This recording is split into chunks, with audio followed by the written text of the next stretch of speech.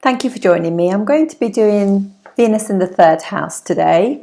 We've spoken before about Venus being a benefic planet. It rules women.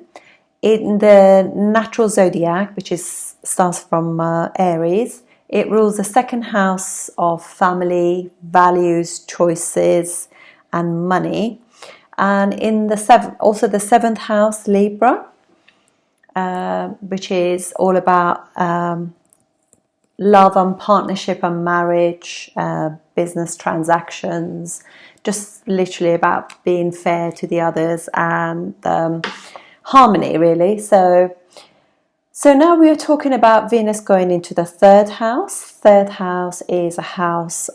It is probably one of my favorite houses, although in Vedic astrology it's actually considered to be a mildly malefic house, and it's a difficult house because it actually is part of the karma or the desire trichones or trines, together with the seventh house of marriage and 11th house of gains and fortune, if you like.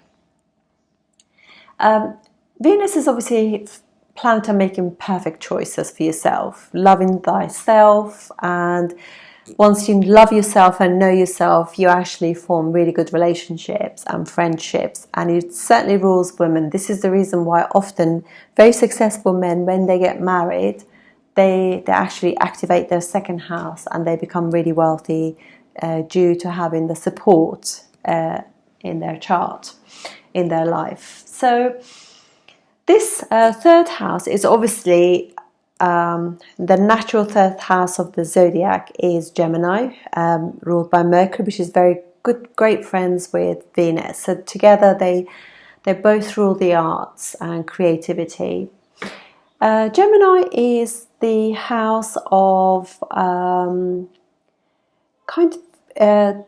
expressing self, if you like. So it is, and when you're a singer or a dancer or in the world of entertainment,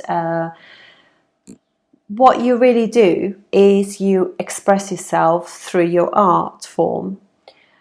So this is literally what this is all about, really, is having be able to sort of talk about Venusian things, talking about love, receiving and giving, receiving. It's so you attract somebody who you can have, you can do third things with, if you like. So somebody you have things in common with, interests or hobbies. You're looking for somebody who is witty, intellectual and fun. Somebody who's intelligent, who is stimulating, who is able to communicate, tell you how they feel.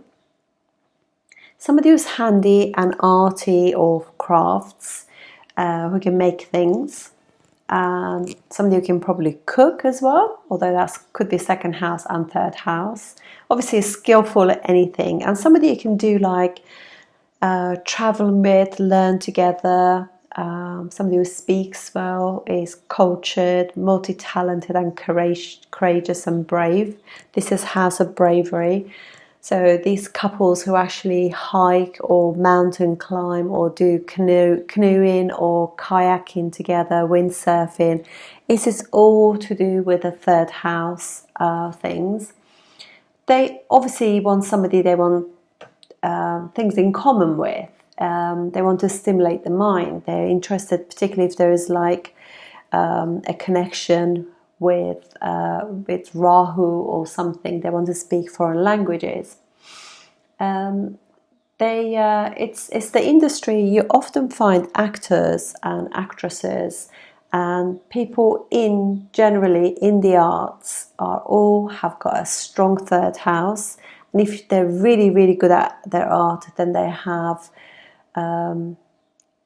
either Venus in the third or Venus in the fifth, because fifth house is being the third house from the third. So you've just literally creme de la creme, if you like. So with this means that they want to be with somebody who's exciting and they're up for a challenge of some form or other. They will be musical, They will go to comedy shows together. There is a bit of wit and sense of humor within the relationship. That is what they're looking for, and they're very good at spending time with their friends as well. And they could, so with something like this, you could meet your partner either through some form of hobby. So if you do dancing or you do singing groups, amateur dramatics or something, you can meet them through there. Or martial arts, sports, yoga, running groups, running things like that. If you might both do rowing or something.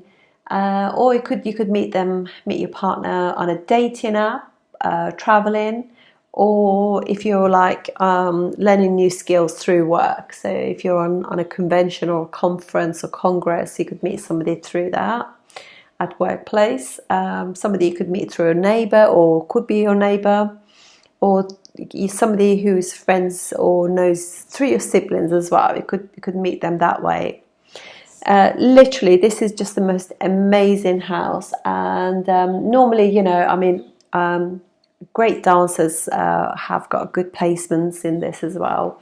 So I had a look to see, what kind of people could I find. It was really difficult. It took me quite a long time to find this, because mostly they have got good planets in the third house, but not necessarily Venus. So who I did find was Tatum O'Neill has Venus in the third house in Scorpio for a Virgo ascendant. It's obviously a difficult placement for Venus there in Scorpio, and she's obviously a very, very good actress and has achieved very high respect from from the industry. She's quite a serious actress. So I could find that, and I literally tried and tried, but it was really difficult to find anybody else to with this placement. I spent quite a long time looking, and but obviously, as I said, many people would have other planets in the third house, not necessarily Venus. I just wanted to say that Venus in the third house is not necessarily the best planet, because obviously it's a benefic planet, and third house is a mild malefic sign house. Sorry, not a house, and as such, it needs a malefic planet to actually make you brave enough to tackle the issues and learn to self-express and tell people how they're making you feel. So if anybody like at school, they bully you or anything, you can actually tackle them. Or it actually even starts at a very young age when you're kidding. When you're playing around with your siblings and they push you and take your toys and everything. So it teaches you how to stand up for yourself and tell people how they make you feel. So it's a very important house. As I said, it's one of my favorite houses, and it always helps when there's a malefic there to give you the will and the energy to combat the issues that can arise from at work, or maybe with your siblings, friends, co-workers, neighbours, things like that. And and also it does get better, but she has her Venus with Mars, so she's a strong lady, obviously, and I would imagine she has kind of experienced some kind of issues where it comes to love, maybe some sort of aggression or something. So I'm not really sure. I haven't really studied her on Wikipedia, but that's what I could find. But this is also a desire-based house, so it's 3rd, 7th and 11th houses has of desire. It's the trine of, they call that Kama trines. And basically, these are desire-based houses, and but it's also an Upachaya house, and Upachaya houses do get better with time, and they give you more fruits as you put more effort and energy into these houses. And as I said, it's a lovely house because, it's all your friends, your hobbies and everything are part of this house. Thank you very much for supporting me, and I look forward to seeing you on the next video. Thank you.